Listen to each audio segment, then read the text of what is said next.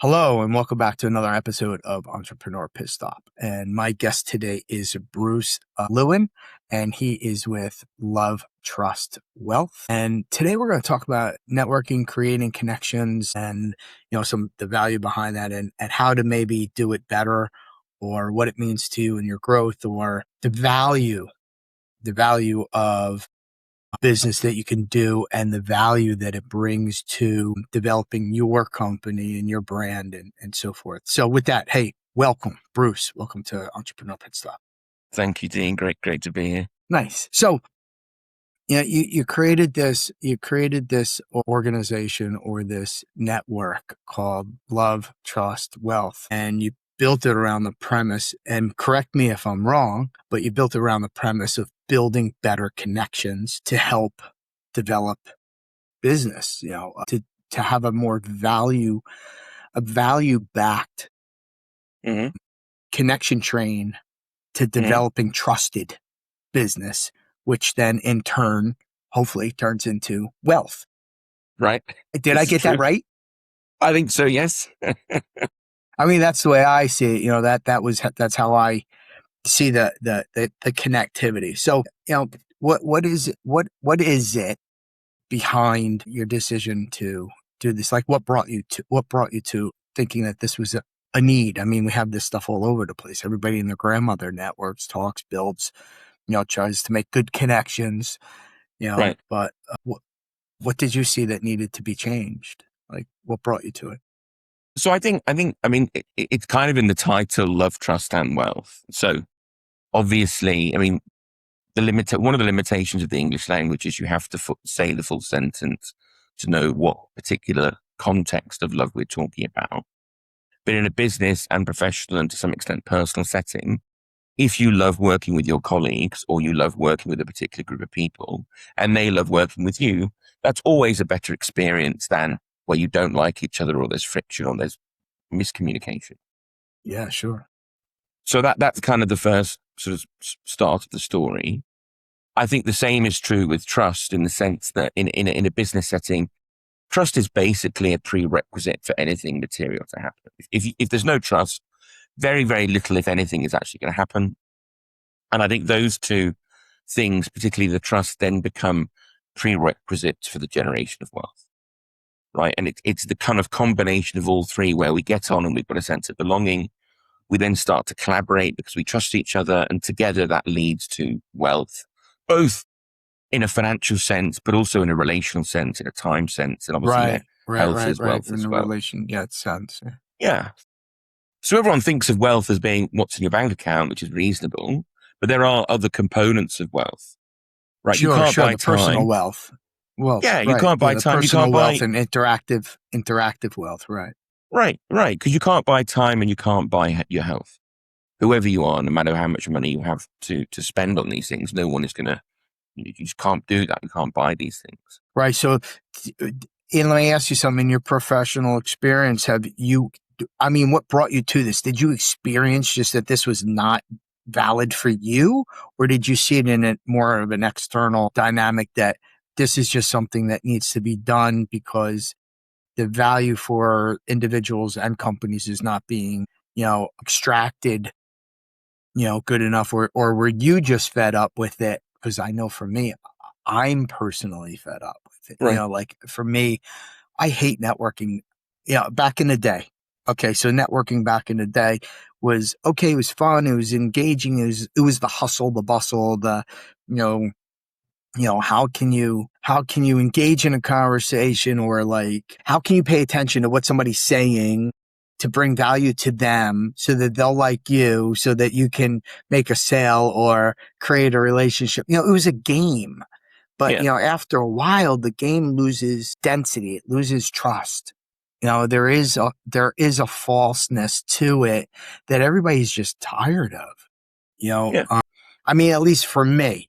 So I don't know if you experienced the same or not. And I noticed today in a lot of younger people trying to enter entrepreneurship or the startup communities, they are very lacking in trust. They don't know who to trust or how to trust what was Right. going to help them or not. So they try to do it all themselves. And that we know that doesn't work, and then they don't have the self-love, Right. As you say, and then they either stop or get so frustrated that they throw their hands up. Right. So I think to your question about where did this all come from and what was the sort of genesis and so on, I think there's kind of three factors. So the first is that, like, as you've just said, networking brings its own challenges, whether you're an entrepreneur or a business owner or you're in a career. Yeah, right. An employee, sure, it still brings the same Right. challenges. You have this sort of challenge of what I would call buzzword bingo. So, hey, Dean, I don't know, email marketing. Oh, look, you're also looking for somebody who can help you with email marketing. You're interested in it. You've got an interest in email marketing. Let's talk further. Great. We've had a good connection. It might go somewhere. Fantastic. But more often than not, I say what I do, you say what you do, and you're like, oh, we're going to pass like two ships in the night. And that keeps happening. And obviously you have that kind of random reward kind of system where from whether it's luck or serendipity, you do meet somebody somewhere and there's like email marketing, that's perfect. Let's talk. And you're like, okay, great. All my time has paid off, or I've got, there may be a client here, there may be some useful connection, but it's very random. And I think that randomness of networking, partly it's the sort of underlying mechanism for how people get addicted to things, which you see like loot boxes in computer games these days and other addictive mechanisms. But also people do it to build business, to build connections. But networking itself is by no means a silver bullet for whatever you're trying to do, right? You still got to kiss a lot of frogs. So that's kind of the first thing. Well, you just have to kiss the frogs. That's sales. You have to call 500 people to get, a five interested. Exactly. That's just the nature of the beast. Right. So the second thing then is, and this is so the first problem with networking is then compounded by the results of the digital revolution. Okay, so let's take the 90s as the starting point. 2000 was Wi-Fi and broadband. 2010 was, smartphones and app stores. And now we're in 2026. And we've had 16 years of obviously smartphones and sort of a longer period of broadband and Wi-Fi. And what that has meant, there's many things that have happened in the world as a result of this. But from the standpoint of businesses and careers and kind of how you want to progress your own goals and objectives, the world has become way, way, way more transactional. People have less time. They have less attention spans. They just don't have literally the time to invest in others that they would have had however many decades back you want to go. Right. So even in with the all 90s, the digital, right? We still have less time to do it, even with all the resources at our hands to make it better or easier or more efficient. It's like you still don't have the time. You and I both know, because we both remember the 90s and we probably both remember the 80s, ghosting wasn't really a thing, right? Now, if you say, oh, well, blah, blah, ghosted me, the client, the prospect, the person you met, whatever, they ghosted me, nobody bats an eyelid anymore. Oh, it happens to me all the time. And that's the manifestation, one of the manifestations of this digital revolution. And the other one is it's another example of how transactional everything has become. The digital revolution has been great for, very simple or you do your taxes online now, you pay bills online, you do all sorts of admin in your daily life, medical things, et cetera, is all transactionally driven by the digital revolution. What hasn't changed though, and this is where things suffer and it becomes a bit of a friction point, is if I want to get to know you, we still have to go through the same dance we would have gone through, basically invest the same similar amounts of time, whether we were doing this in the 80s or the 90s or whatever. And now it's 2026. We still have to put that time in. And there's that tension between being surrounded by these digital machines and digital processes and the fact that people are people, they're not digital machines. No matter what AI wants to talk about. Right. You and I are not, we're real people. We're not digital machines. Right. And I think that's the second big factor that has made networking a challenge or has made it, it is what it is today in a nutshell. And the third thing is, I think I've got something, or not just me, but me and the people I work with have something to contribute, which is this menu of relationships. So very briefly, this is a way to shortcut all of this time you spend kind of trying to find the right person. Here, this menu allows you to meet people who are complementary to the way you work and are much more likely to be on your wavelengths. So whether getting to know them purely in a networking context or purely relationally, the odds of that being valuable are way, way higher. And then additionally, the odds of that turning into something more valuable commercially are equally A as higher high. probability, Right. sure. Rather than just So it's meeting kind of random people. right. So it kind of cuts through the fat instead of Yeah. sifting, talking to It's a everybody in the filter. room and Exactly. hoping that one of them. Now you narrow the scope of the room, Right. and you're more targeted to people who are aligned with your Exactly. needs and their needs. And okay, so it's more of a strategic approach to building value-driven connections.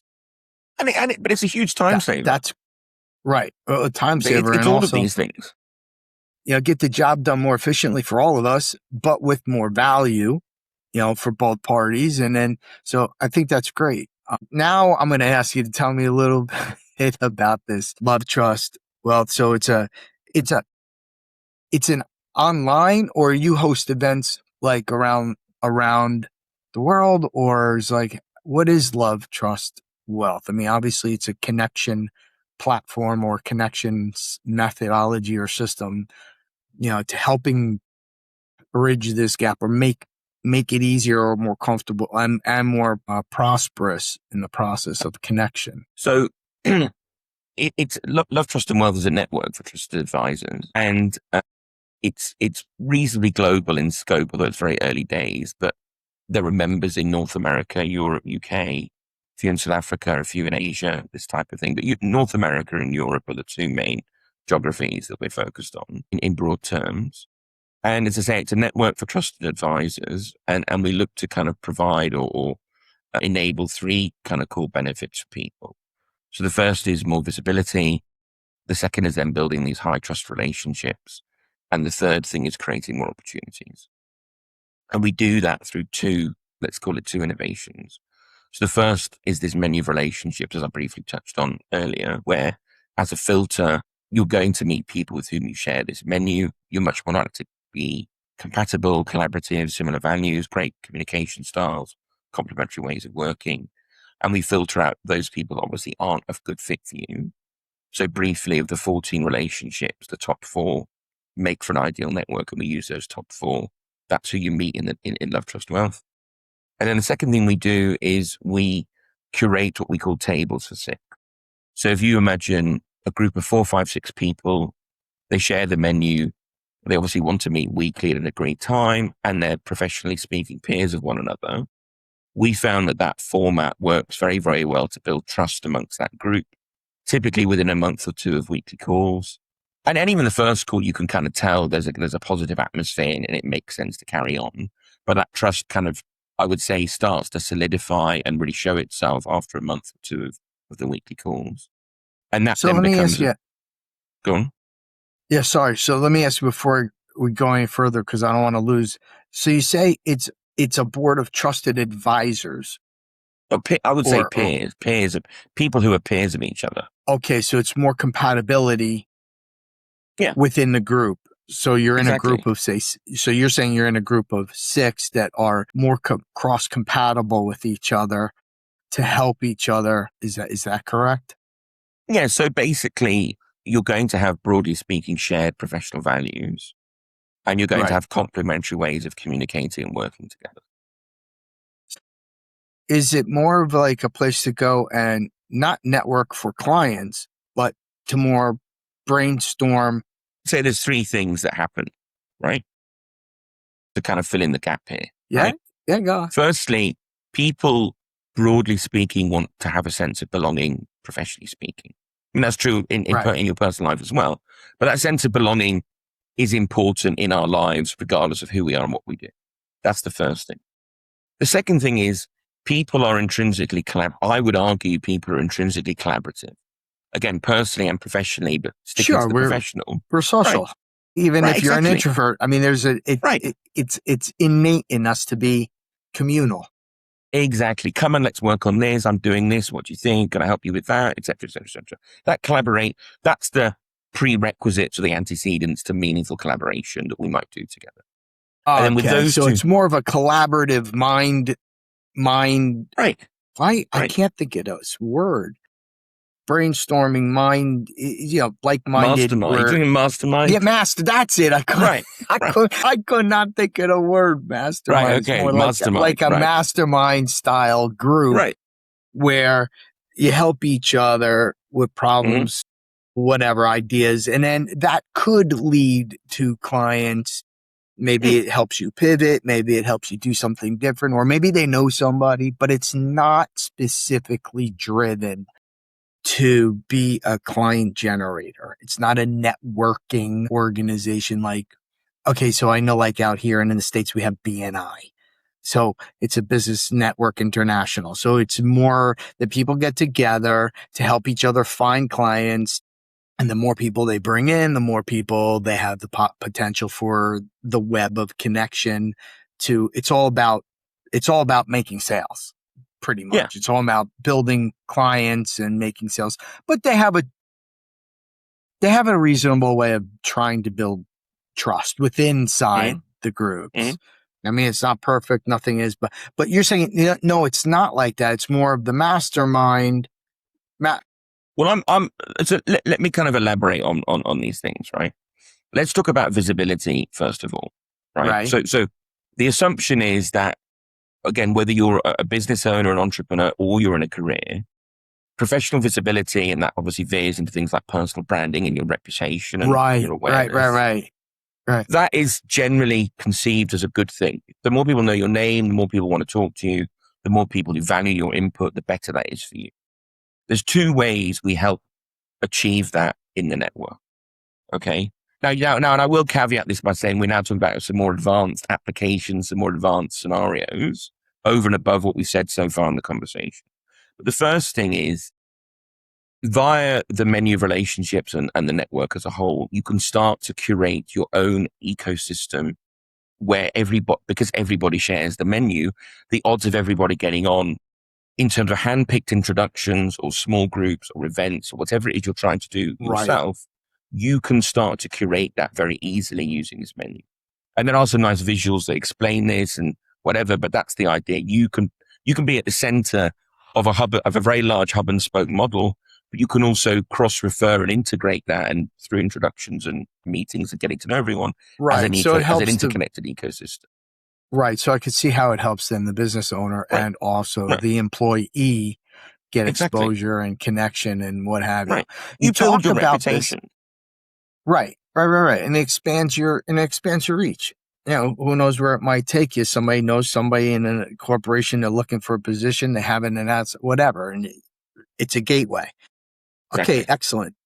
So you keep mentioning this word, menu. Mm-hmm. What This do is you true. mean by menu? Because I'm a little uncertain of what do you mean by menu? So everybody knows when you go to a restaurant, the waiter hands you a menu. What would you like to eat, sir? Can I get you a drink? Right. So whether you're looking at the food menu or the drinks menu, we all know how it works, right? I want wine. I want beer. I want a soft drink. I want a coffee. Great. I want to eat chicken. I want to eat lamb. I want to eat a salad. I want to eat a vegetarian meal, whatever. We all have been there many, many times. I like the steak. You want the fish. It's all great. Okay. In the same way, we have a menu of relationships. Okay. So what this means is there are 14 different basically types of relationship in this menu. And they're ranked quantitatively and qualitatively in terms of most to least productive or most to least engaging or most to least enjoyable, however you want to, Okay. whatever language you want to use. Right. But there's an explicit order as to which ones are going to be better for you as an individual.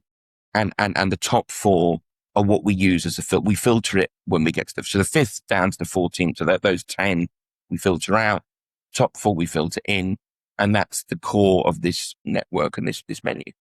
Okay. So is it, are they personalities that you have come up with, or is it something that's relative to like, mm, like Carl Jung, the Jungian personality traits, the 12 personality archetypes?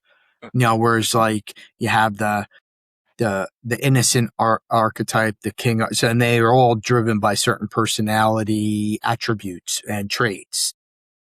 Right. I So mean, that's getting I very think, psychological, right. No, I know. philosophical and So I psychological think on you, but because you say there's 14, relationships, right? personality type. So I was just kind of wondering, where did that come from? Is this something that you So, collectively designed, or is it driven from something? so it's a little bit of a both answer. So, Okay. but the underlying foundation of this model that we use, which is called 4G, combines, let's call it neurology or neuroscience, and elements of Jungian typology. Okay, Okay. so you can go into the neurological fields, the medical fields, and look at that, and it's pretty simple. And then we draw on the 1921 translation called Psychological Types, obviously written by Carl Jung. Right. Right. Okay. So So there's a foundation to it. So so that's all. I just want to ask if it yeah, came from somewhere yes, that has yes, been like established and credited, or is like something that you realized and designed based on this. That's all. I mean, not that yeah, it gives it any less credit, but I was just kind of curious, sure. how you derived to it. So I mean, is this something that ain't like a website somebody can go check out or like join, or do you have to know about it via word of mouth and where like somebody bringing you, like, how is it that you're building this network or creating these tables, or like if people are interested in this type of dynamic, like, or research, taking a look at seeing what it's about, how's it So available to anybody? lovetrustandwealth.network is the website, which you'll Okay. see, and there's all the different bits and bobs on there. Yeah, I'll put all the information into the comments of the podcast, so that Thank you. it'll be available there.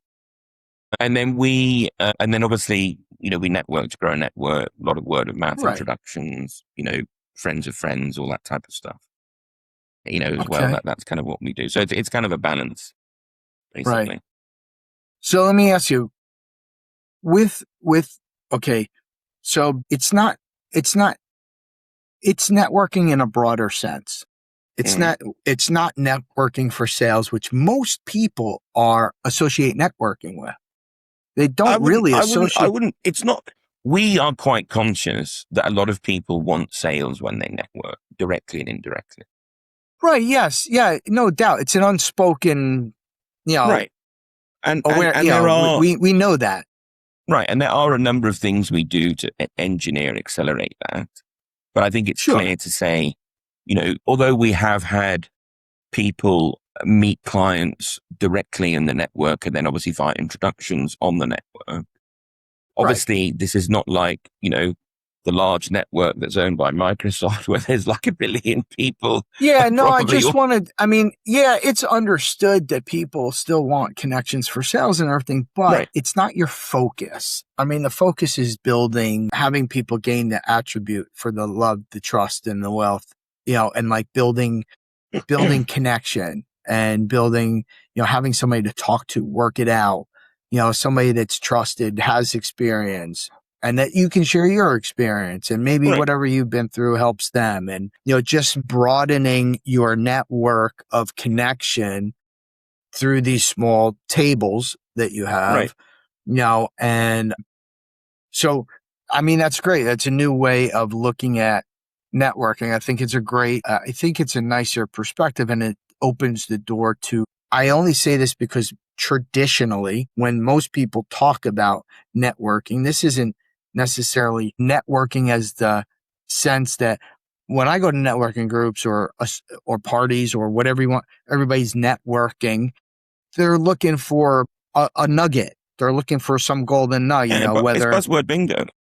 Right. I mean, it's just innate in the way it's been for how many Right. decades, so Of course. you're putting a new little spin on it that adds, I think, a little bit more value to combining, in a sense, networking, masterminding, building trust, building the connection, getting exposure.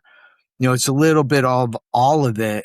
I would certainly share in relation to this. If that client is looking to solve a problem and they have a budget, what they typically don't do is online go, hey, I've got a problem of X. can you come and help me? I'm looking for help and people to help me. That happens very, very occasionally, but more often than not, Right. that conversation is never shared online, because the person starting the conversation is looking for help, knows they're going to be inundated with people, pick me, I do this, talk to me here, DM me, let's set up a call.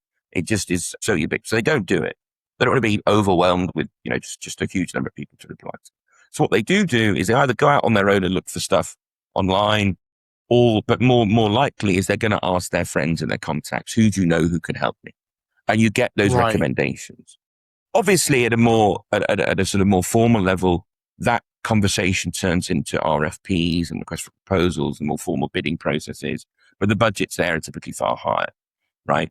But the fundamentals are that asymmetry exists quite profoundly in online spaces wherever you go, and the sort of informal level of, I don't know, let's say 5-figure projects, and at the more formal level of 6 and 7 and 8-figure projects, it doesn't really work like that. And as I say, Right. that is always a challenge to overcome, right? In a sales process and a relationship process, building trust, etc., etc.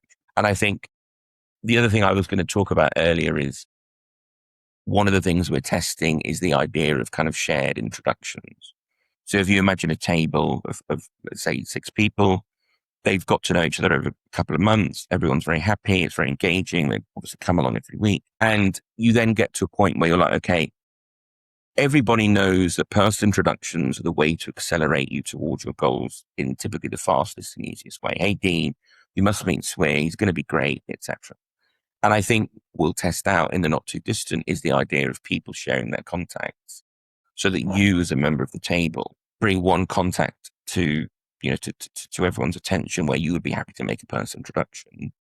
And every time that happens, you bring one contact you would be happy to make an introduction to. And then I, in the same breath, if everybody else does the same thing, I've then got 5 personal introductions I can make. And that, again, is a nice way to kind of build on the trust, but also serve as an accelerant to helping people achieve their goals. So that may or may not be direct client introductions, but it certainly will be, right. a great way to build a network, and those endorsements and those trusted introductions it's always the best way to do things if they're available to you. Right. Well, okay. Excellent. I get it. It's a more condensed way of making trusted relationships to help generate business through these different modalities: the connection, the trust, the masterminding, the Q&A, with each other, brainstorming, whatever. Being able to have a place to do it all in a way with a small group of people that have similar qualities and goals or agendas or what have you. Okay. Yeah. So that's excellent. So I like the spin on it. It's something new. It's something fresh, so we will, as I said before, I'll put the information for Love, Trust, Wealth into the comments for the podcast, and we'll have a contact information there for you. And, if anybody out there wants to check it out, I think it's a really nice, viable way to, again, build trust and make connections globally, with people who are like-minded or have different experiences than you, without feeling that you're home alone and don't have anybody to talk to or connect to. And everybody in a circle of influence that you're engaged in you may not be comfortable with, or you might not be, it may not be the sort of information you're looking for. So, this might be a nice, easy way to gain the insight and information of something that you want without going too far, or, at least it's a resource for that. Exactly. So with that, we'll put all the information in. I think that's a nice idea. And Bruce, thank you. I enjoyed the conversation and the information and the insight that you bring with Love, Trust, Wealth. I think it's a great idea, especially the premise behind it. So thanks again, Bruce Lewin with Love, Trust, Wealth, for being on Entrepreneur Pit Stop. Thank you very much, T. Cheers.